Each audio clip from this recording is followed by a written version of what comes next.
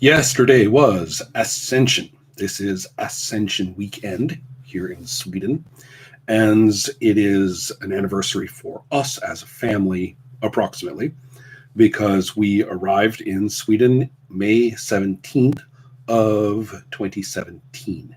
So just in a couple of days, we are going to have our 4-year arrival anniversary. So awesomeness. Well, we are now brought to chapter 12 of Anyone Got a Match by Max Schulman. And I'm very sad that I didn't do a longer reading last time, because the hard cut between the last chapter and this chapter is actually quite important and feeling. And so I'm looking at it and going, oh man, I really should have kept going. So let's just review that last little bit from chapter 11, which is when Ira Shapian, at last, after 18 years, once again sets eyes upon Boo, Barbara Ogilvy Owens, upon his return to Owens Mill. So chapter 12, we ended with him taking her hands to say hello in a big social gathering. That was the end of chapter 11. Chapter 12. A thin, frosty moon hung over the pounding waters, and inside the beach house, Boo said to Ira, "This is wrong." "Don't you think I know?" he cried. "Don't you think I'm crumbling inside?" "Oh, my poor Ira," she whispered, and laid a tender hand upon him. "My poor Boo, my poor Boo." He took her hand in both of his, pulled it to his mouth, kissed each knuckle fiercely. "My poor Boo," he repeated.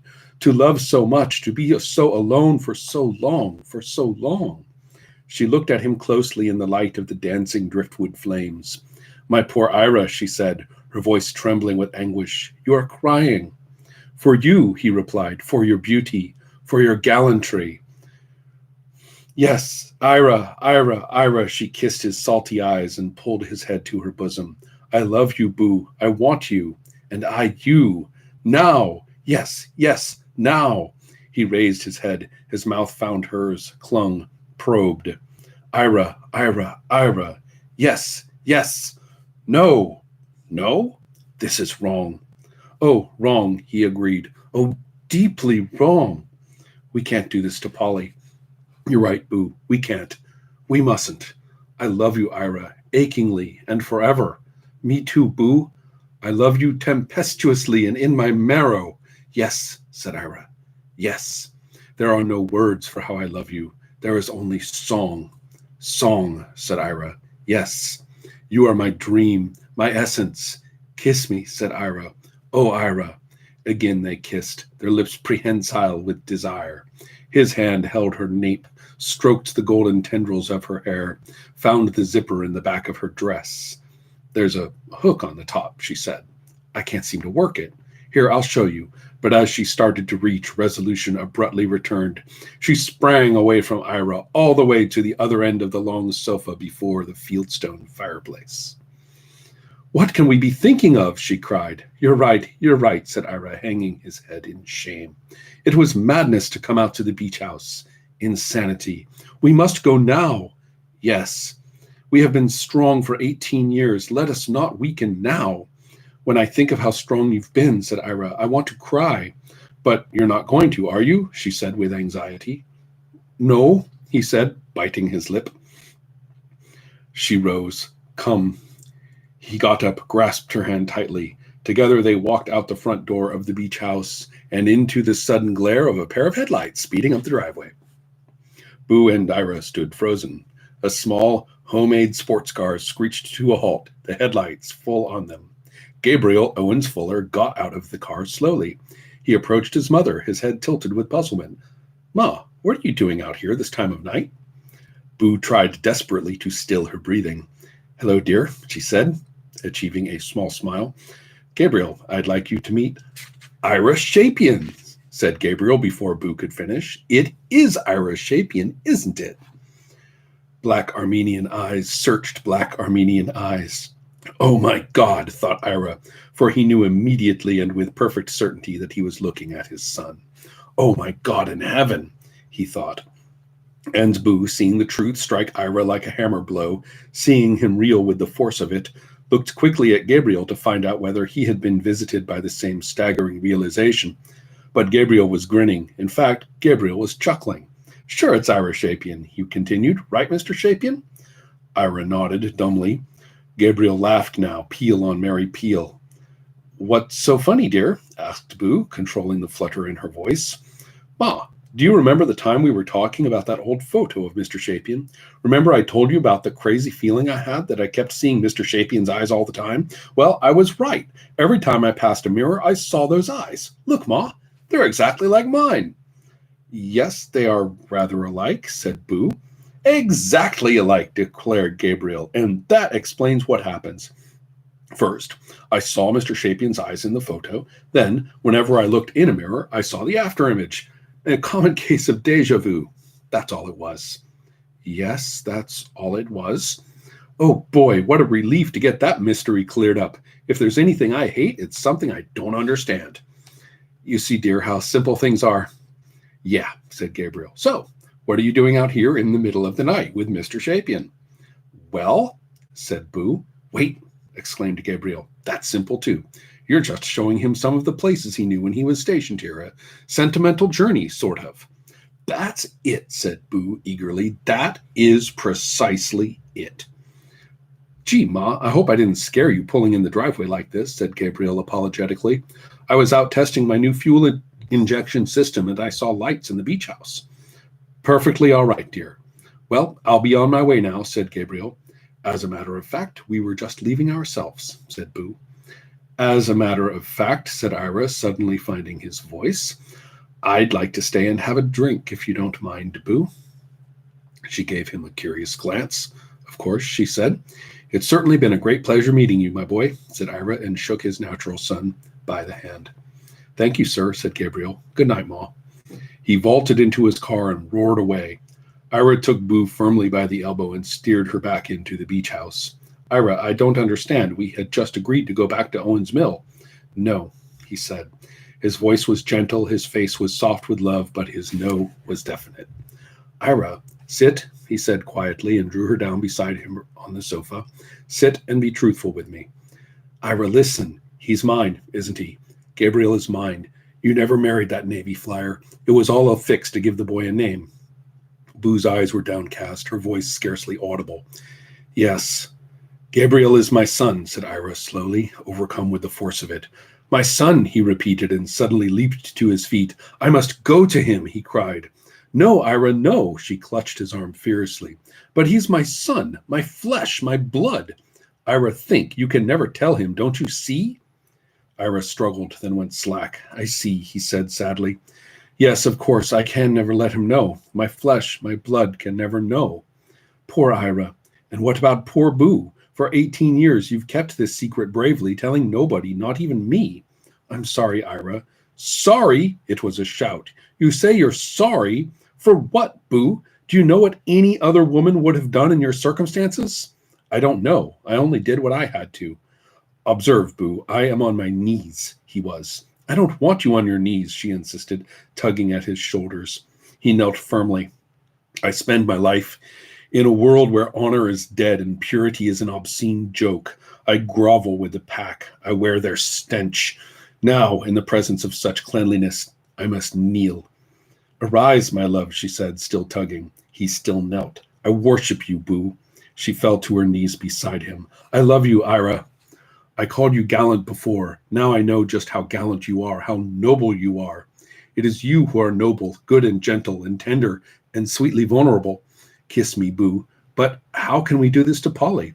We can because we must. There may be retribution ahead. I don't know. All I know is that I can't let go of such great beauty now that I truly know the greatness of it. Boo, kiss me, hold me, be one with me. Yes, oh, yes, yes, yes. Wildly they embraced, wildness begetting wildness. You are like the murmur of wings in my heart, said Boo. You are the morning. How do you work this hook on top of your zipper? Said Ira.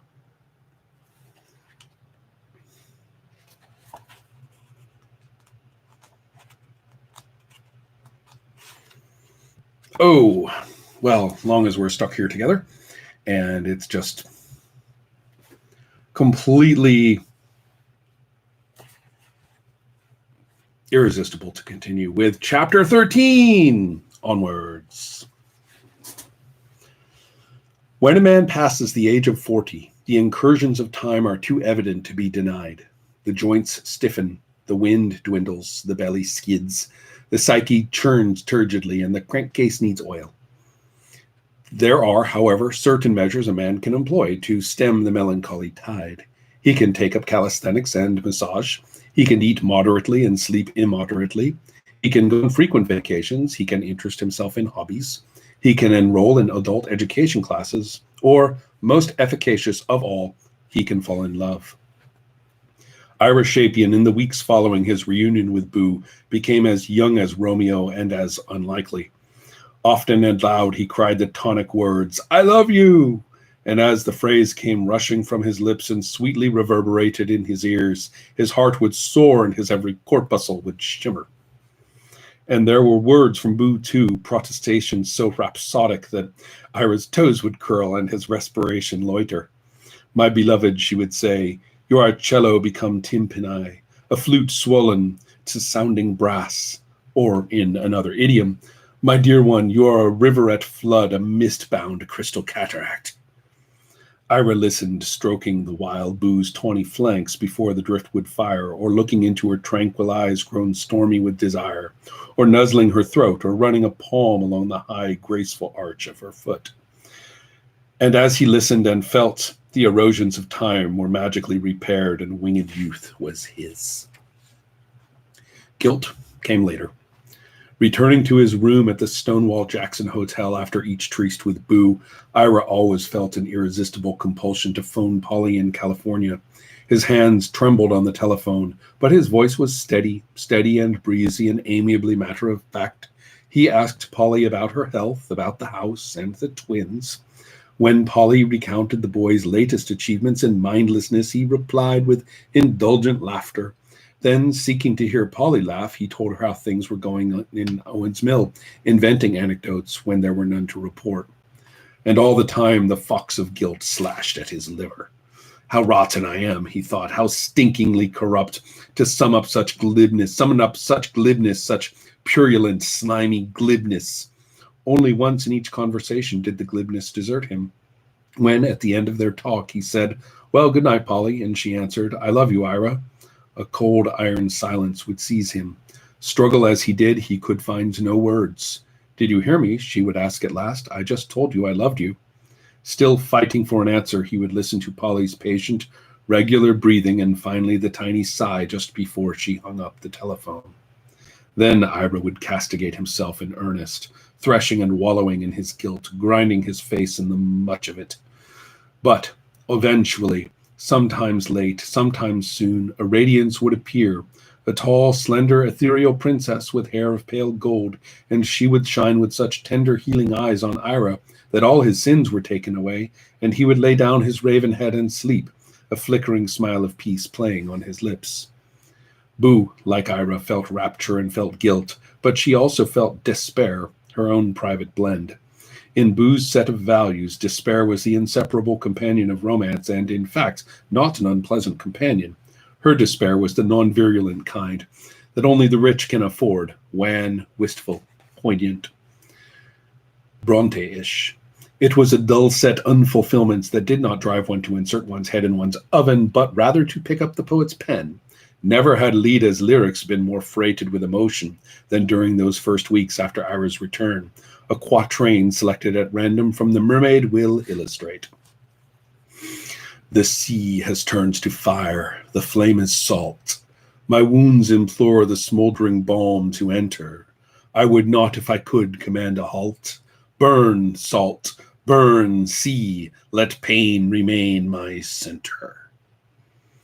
Secretly and happily Boo wrote her verses, and on those nights when it could be managed discreetly, took Ira to her house on the beach and there made clawing love, or serene love, or some of each, or the two commingled.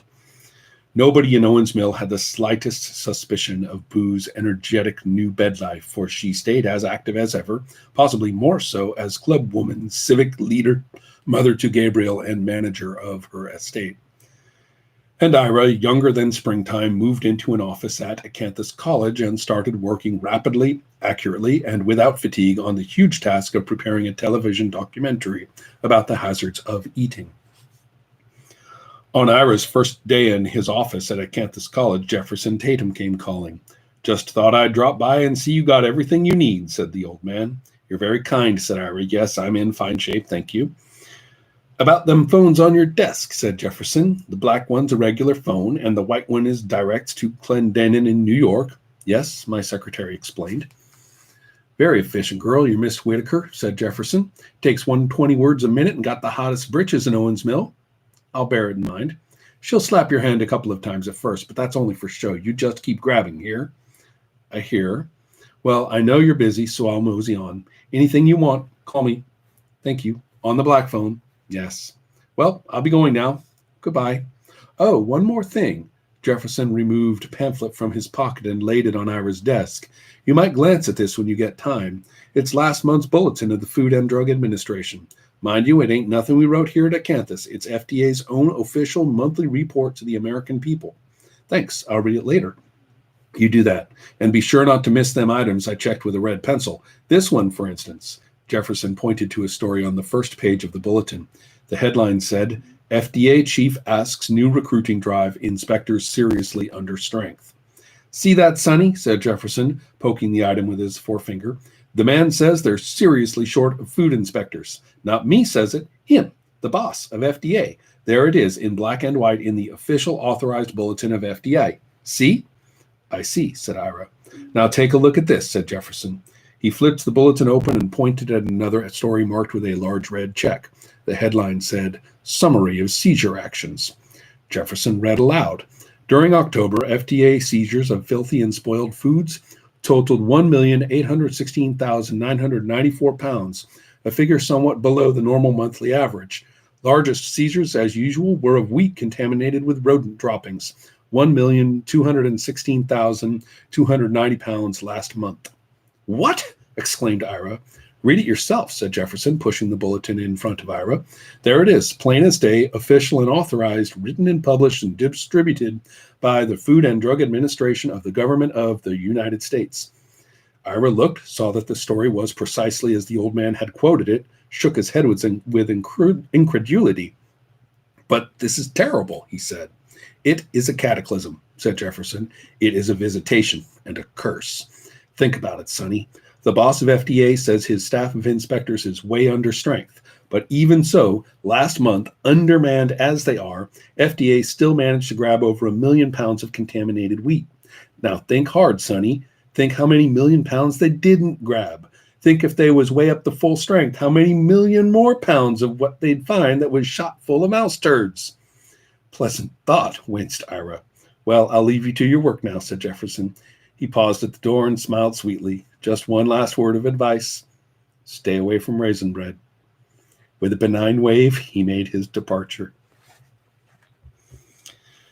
In the days that followed, Ira paid numerous visits to the School of Nutrition and Public Health, asked hundreds of questions, made hundreds of notes, held frequent meetings with the scriptwriters and the production people whom the network had sent down to Owens Mill, prepared a rough preliminary version of the television show, enjoyed felicitous excesses with Boo before the fire or outdoors on the beach when the weather was fine, made guilt-ridden phone calls to Polly in Bel Air, slept briefly but deeply each night, lost 6 pounds from his middle, and gained a luster of eye, a briskness of step that he had not known in a decade.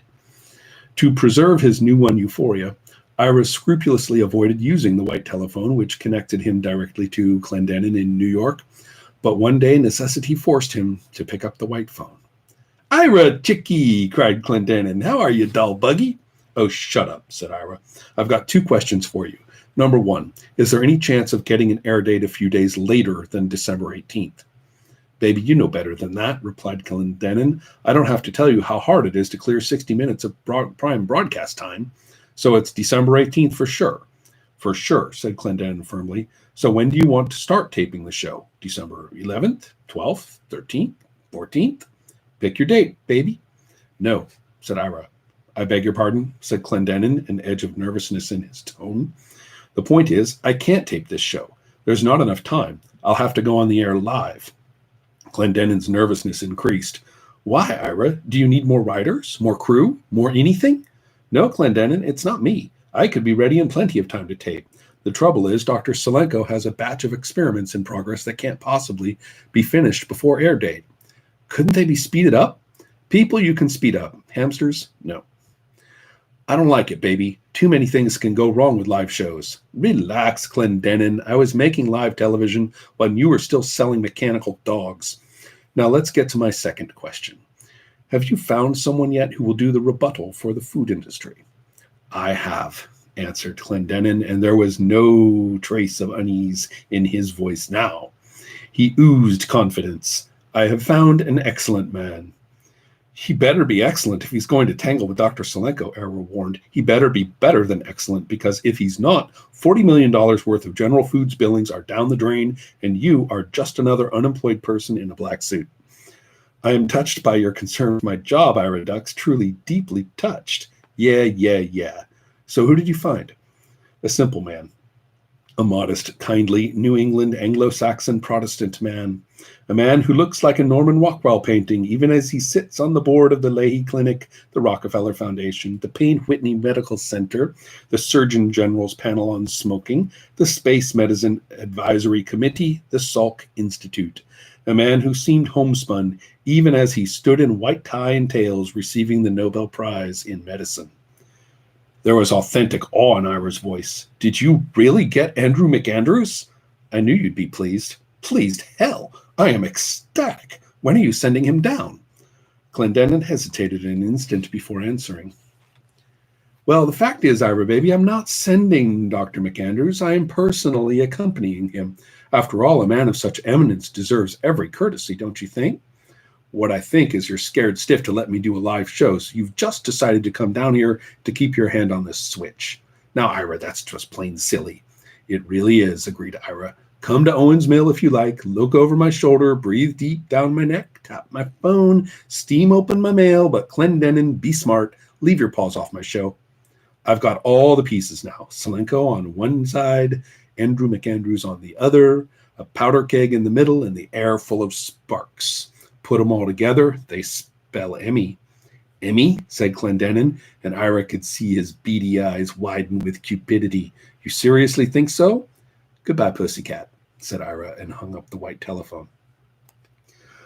One afternoon, following a politely insistent invitation from Virgil Tatum, Ira agreed to accompany him on a visit to those departments of Acanthus not connected with food research, the arts, the humanities, the learned disciplines, and after the tour, Virgil drove Ira home to the Stonewall Jackson Hotel. I hope you weren't bored, said Virgil as he drove. Enjoyed it thoroughly, replied Ira. Good. I've been thinking you ought to get out of the food labs and take a more rounded look at the campus. Could be helpful to your TV show. Oh, how?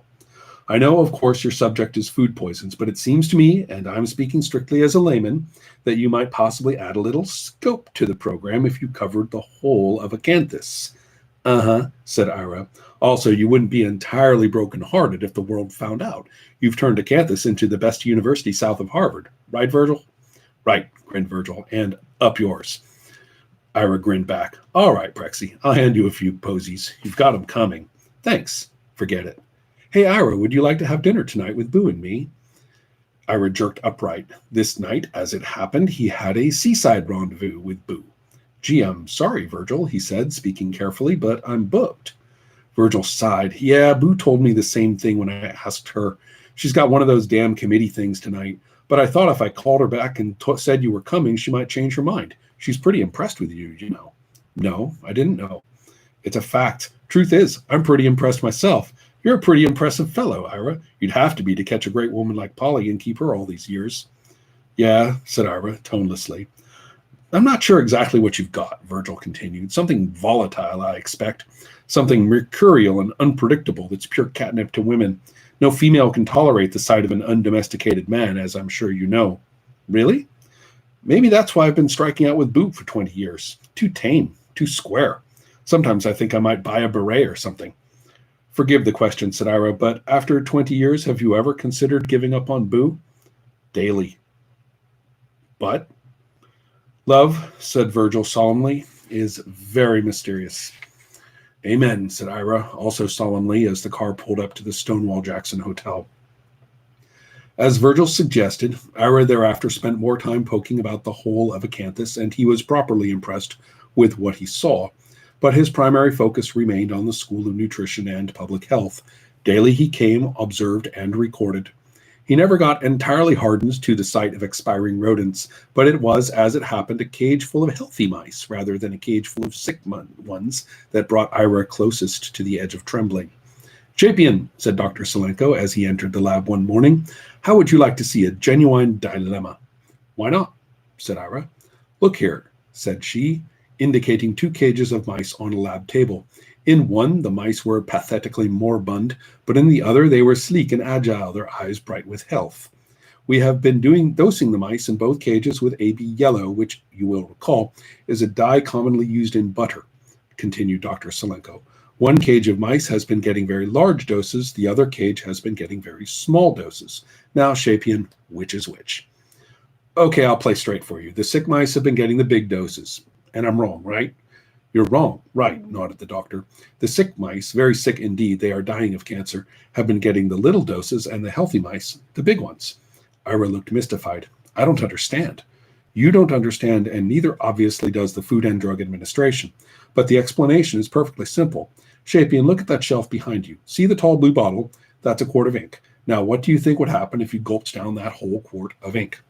I'd throw up, said Ira, who was, in fact, feeling on the queasy side. Either that, or you'd have violent diarrhea. One way or the another, you'd expel the ink. Now, to the next question. What would happen if you drank only 1 drop of that ink? I don't know. Nothing, I suppose. Exactly. And there is the simple answer to the dilemma. The body has natural defenses against large doses of poison. When, however, the dose is small enough, the body's defenses are not aroused, the poison is allowed to enter. You mean it just lays there forever? Asked Ira nervously. Of course not. Small doses of poison taken infrequently, that's the key word, Chapin, infrequently, will be evacuated. But small doses of poison taken day after day, year after year, doses which FDA in its wisdom chooses to call permissible, will in time overtax the liver and kidneys. The poison will not be evacuated, not entirely.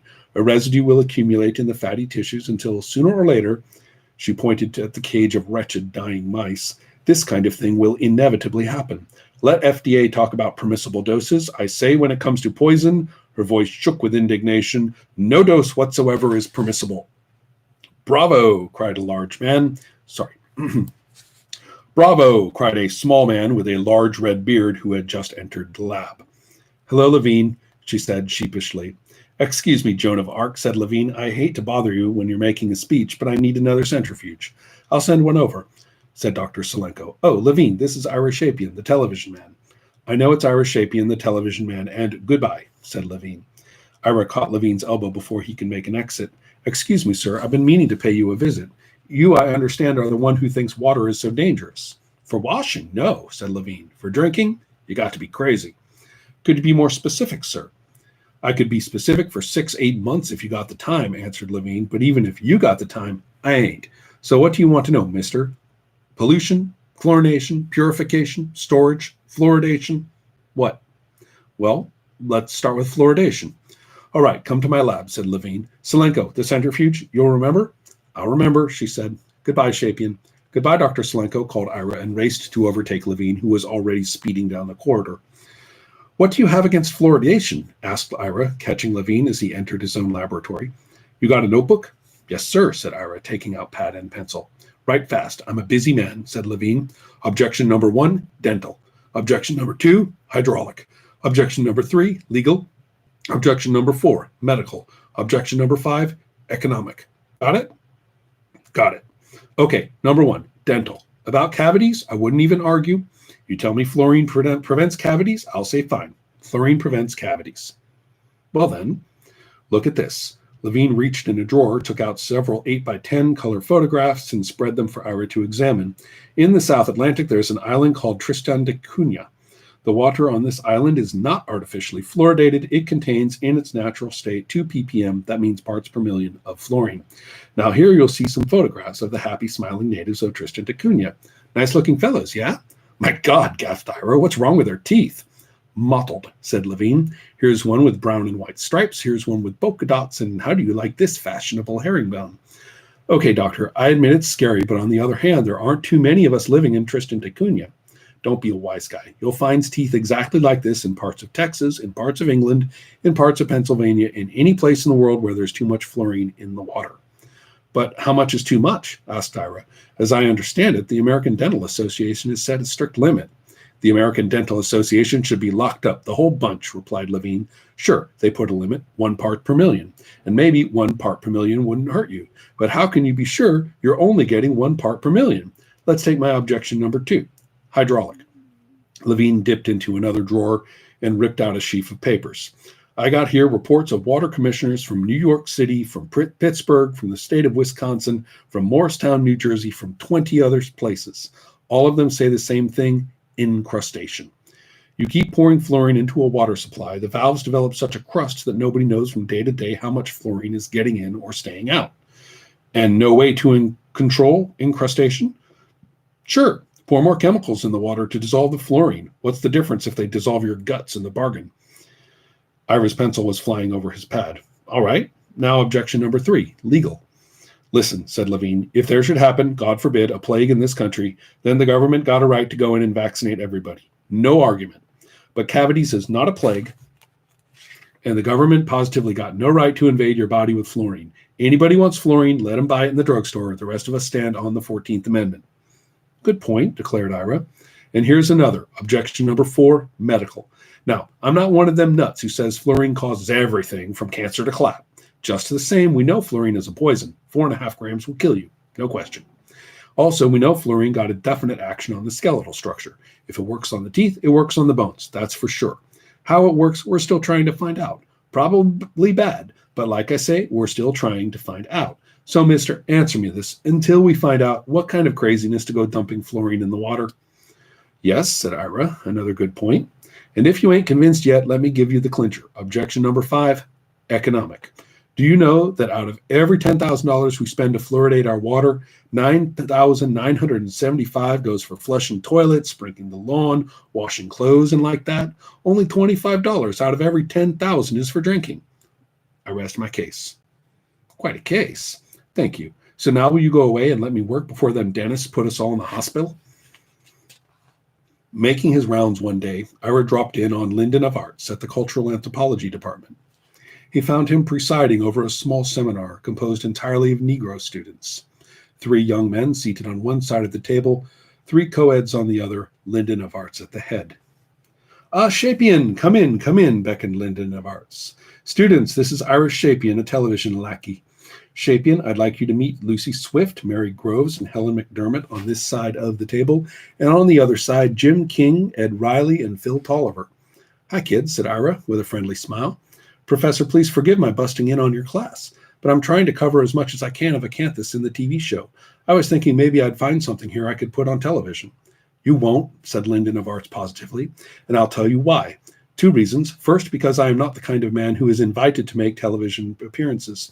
It is, in fact, generally agreed that I have the personality of a pissant. Oh, I wouldn't say that, Ira demurred politely. Yes, you would, said the professor.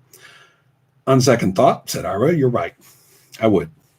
That's better, said Lyndon of Arts. Now, add to my obnoxious manner the subject under discussion here, and it becomes quite obvious that the work being done in this department is no fit matter for the pap machine called television. Do you mind if I listen a while and judge for myself? Asked Ira.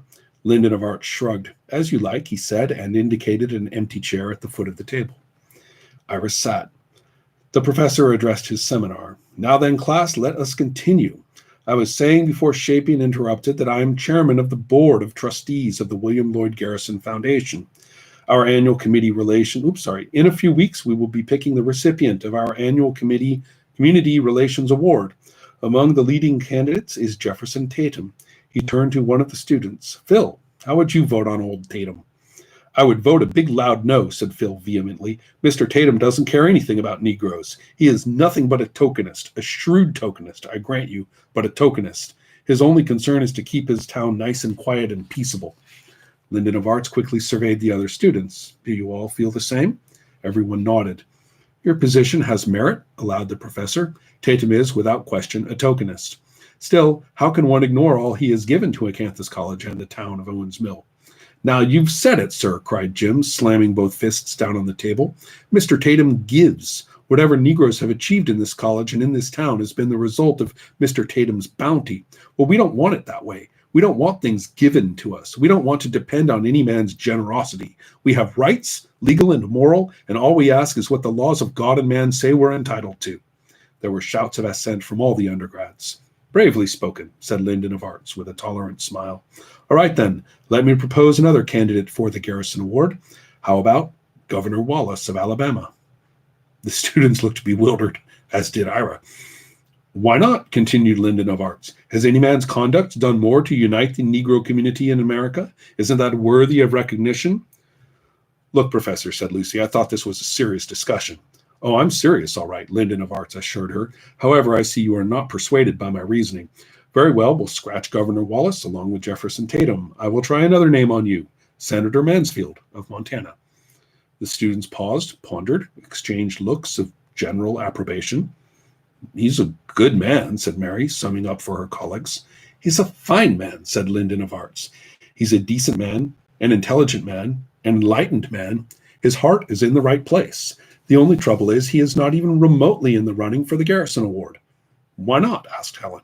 Why should he be? Countered Lyndon of Arts. How difficult is it to be an equalitarian when you are the senator from Montana, a place where, if you look diligently, you will find perhaps 50 Negro families in the entire state? No, students, forget about Mansfield and Hubert Humphrey and McGee of Wyoming. The Garrison Award is not for people who have so little to lose. I don't follow your thinking, Professor, said Ed. No, none of you does. And the reason you don't is that you are all cursed with the principal affliction of youth. You are not terribly bright. Sir, said Mary, I would like to say I resent that. Lyndon of Arts chuckled. Oh, sorry. Yes, Lyndon of Arts chuckled. That's your problem, my dear. I do not retreat from my statement. You are no more intelligent than any other members of your generation. Surely you cannot believe that a black skin is an automatic guarantee of wisdom. No, I resent that, declared Ed. Resent and be damned, said Lyndon of Arts cheerfully. You are young and therefore foolish. If not, why would you be wasting time on these countless aimless protest marches, these ridiculous protestrations on highways and bridges? I see, said Lucy bitterly. What you're saying is for us to put the handkerchiefs back on our heads and keep turning the other cheek. I am saying no such thing, denied Lyndon of Arts. I believe you should holler when you're hurt, fight when you're abused, go to court for even the slightest infraction of your civil rights, boycott bus lines, restaurants, stores, and factories that are segregated in any way whatever. But in the name of common sense, will you stop these ridiculous, random, disorganized marches and demonstrations? For your own good, use the time instead to do a little calm, patient planning. Calm, patient. Jim spat the words out like two foul things. You talk about calm and patient when 100 years after the Emancipation Proclamation, we're still being treated like animals. Anybody here taking American history? Asked the professor. They nodded. Then you know that long before the Emancipation Proclamation, there was in this country a political group called the Know Nothing Party. Their platform was charmingly simple: keep all Catholics out of public office. And from 1830 to 1856, the Know-Nothings held the balance of power in the federal Congress and the state legislatures. Yet in 1961, John F. Kennedy, rest his soul, moved into the White House. White House, yes, said Philbill indignantly. Sure, we finally got a Catholic president, but he was white, and don't you forget it. How long do you suppose before we get a black president? I don't know, but we surely will. Lyndon of Arts' tone was serenely confident. The students hooted. Lyndon of Arts smiled faintly, sadly. This will astound you, but I know exactly how you feel. Fact is, I wouldn't have much respect for you if you felt different.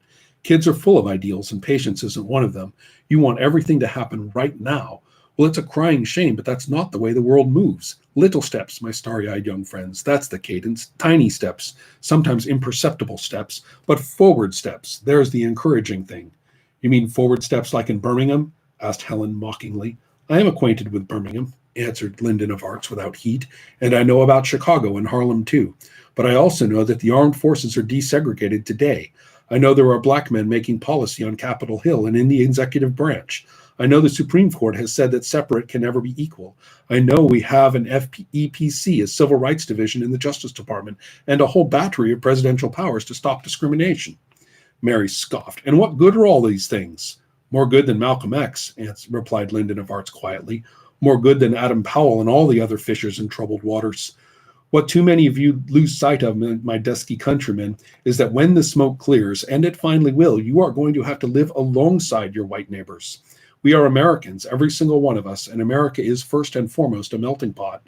It did not get that way because the pot welcomed every new ingredient, quite the contrary, but because the pot understood sooner or later that it could make a richer stew if it took in some exotic arrivals like Irishmen and Italians and Greeks and Jews. You Negroes have not been invited into the pot yet, but I would warn you of something, remind you of something. There is no lid on the pot, and there never was. With patience, courage, and steady, intelligent pressure, you too will be asked to jump in someday. In fact, though you'll deny it hotly, it's already beginning to happen. Now the conversation was loud, disorganized, and passionate. Lyndon of Arts leaned back and grinned at Ira. Well, Shapian, how much of this stuff can you use on television? Are you kidding? Replied Ira. If I put a discussion like this on the air, within minutes I would be picketed by the NAACP, the Urban League, the White Citizens Council, the Civil Liberties Union, the Democratic Party, the Republican Party, CORE, SNCC, the Ku Klux Klan, the Americans for Democratic Action, and possibly the Miss Rheingold pageant. Goodbye, Shapian, said Lyndon of Arts. Come back if you should have a sudden attack of courage. Courage. Me, sighed Ira, departing. Ha! Some nights later, Ira rented a car and drove out to Boo's beach house where he made love to her before the driftwood fire. He found the lovemaking curiously unsatisfactory. Well, perhaps not unsatisfactory, but certainly less than rapturous. If coition could be rated on a scale of 1 to 10, this particular encounter would be marked about 6.5 at the outside. For an Ira-Boo match, this represented a very low score. In previous meets, Ira had chalked up many a 10 and never lower than a 9. But this night, a troubled mind had dulled to the edge of ecstasy. A host of specters hung over him. The rapidly approaching date of the telecast, the parting with Boo, the return to Hollywood, the dismalness beyond. Silently, he put on his clothes and sat and lit a cigarette and stared into the driftwood flames. For a long time, Boo watched him intently, then said, I love it when you're moody, darling. Your eyes are like a storm, a beautiful black flashing storm. Ira patted her knee absently. Brood, my dark angel, brood. I'm getting sort of a connection problem message here. I certainly hope this is coming through. We'll have to find out. Wow, 40 minutes. Yikes. Okay, more to go, but not much. Where was I? Brood, my dark angel, brood, said Boo. And should you want to talk, I'm here. Ira nodded. 20 mute minutes passed. He turns to her and seemed about to speak. Yes, love? She said gently. He shook his head in despair. I don't know where to start. I hesitate to intrude, but I think I can help, she offered. Please. You're thinking it's only 3 more weeks until you do your television show. Yes, and then you must leave me. I love you, Boo, he cried and plunged his face into her breast. And I love you, Ira, she answered, stroking his hair. And that is the thought that must sustain us, not the parting, but the love, not the separation, but these wonderful, golden, unexpected days we have had together. I am not comforted, said Ira. Poor darling, said Boo. He rose. Let's put on some sweaters and walk on the beach. Yes, dear. Silently, hand in hand, they walked along the shore. A cold wind tumbled off the sea. The angry tide pursued but never caught their feet. Ira pondered. Boo is right, he thought. I am sad because the time to say goodbye is almost here. I am sad because this flawless interlude is ending. The nights with Boo have been bliss. The days of honest work and an honest trade have made me feel like a man again, like a mover and shaker and not just a tentacle of Clendenin. In 3 weeks, all of this will be taken from me, and I am sad. But that is not all of my sadness. I grieve as much for what is approaching as I do for what is receding. After ineffable rapture with Boo, I am returning to strained civility with Polly. After the truth and toil of making a television show, I am returning to sit behind a desk and nice for a living. I am leaving glory for ashes, verity for tinsel, a mountaintop for a bog. Ira turned and looked at Boo's face, at the handsome patrician lines put jutting cleanly into the wind. Oh God, he thought, if only I could hold her strength and beauty forever. She would renew me. She would rekindle the flame long doused by the combination of Hollywood and Clendenin and lovelessness and deals and defaults and trumpery. I would make tough, uncompromising television shows, shows that goaded and illuminated, shows about important topics like poverty and disease and corruption, and the most urgent of all problems, race relations. I would, by God, go to work for Linus Calloway in Birmingham. Yes, I would wrench myself from the gold-baited trap of commercial television and take that job with Linus. I would fight for the right. I would. A short, bitter laugh spurted from Ira's lips. What, my darling? Asked Boo. I was having a dream, said Ira, a lovely, impossible dream. Are you sure it's impossible? She said. I'm sure, he replied. Then he paused. Was it impossible? Sit, he said, and pulled Boo down beside him on a rock. He cerebrated furiously. What obstacle stood between him and the dream? Well, first there was Polly. But she was not in truth an obstacle. All Ira had to say was, I want a divorce, and she would promptly reply, you got it. Polly, bless her spunky soul and body, was never one to stay where she was not wanted. Okay, so much for Polly. Next obstacle, the Star-Spangled Broadcasting Network. A real obstacle, this one. You can't say, I want a divorce to a network, especially after you've just signed a new contract. For the next 7 years, Ira belonged to Star-Spangled, unless, of course, Star-Spangled decided to fire him for some reason. Ira's eyes glowed with inspiration. For suddenly he knew a reason why Star-Spangled would fire him, a beautifully simple reason, a simply beautiful reason. In 3 weeks, he was going to do the Acanthus television live on the spot, precisely as it happened. If during the show he could slip in a few words so rapidly that nobody would have time to cut him off the air, and he knew precisely the words and the place to insert them, then not only would Ira get fired from Star-Spangled, but he would be totally and forever unemployable in any area of commercial television anywhere. And, thought Ira with a chuckle, it would not only be himself who was stoned out of commercial TV. The ultimate responsibility for the Acanthus telecast rested on Clendenin. Thus, if Ira pulled down the temple, Clendenin would be buried in the rubble right alongside him. Ah, what a heartwarming prospect. What a darling consummation. Why are you smiling, Ira? Asked Boo. Shh, said Ira. Yes, dear, said Boo. Ira resumed thinking. 2 obstacles down, Polly and Star-Spangled, and 1 more to go. And this was the steepest of all. Where to work after he had outlawed himself from commercial television? Sure, he could take the job with Linus Calloway, but what about the salary, 5,000 paltry dollars a year? How in God's name could he get along on such short money? There would be alimony for Polly. There would be Boo as his new wife. A fresh idea came to Ira, an ignoble, loathsome idea which he rejected as soon as it arrived. But it would not stay rejected. It returned and kept returning until at last Ira spoke. Boo, he said, how much money have you got? I don't know, she said honestly. Scads, I'm sure. Then, suddenly concerned, she grasped Ira's hand. Why, darling? Do you need some? No, oh no. You're sure? She said, searching his eyes. Please tell me if you do. You're welcome to all I have. Said Ira, rubbing his chin. There's a checkbook in the beach house. Shall we go in? Boo, I've got something very important to ask you, and you must be absolutely honest.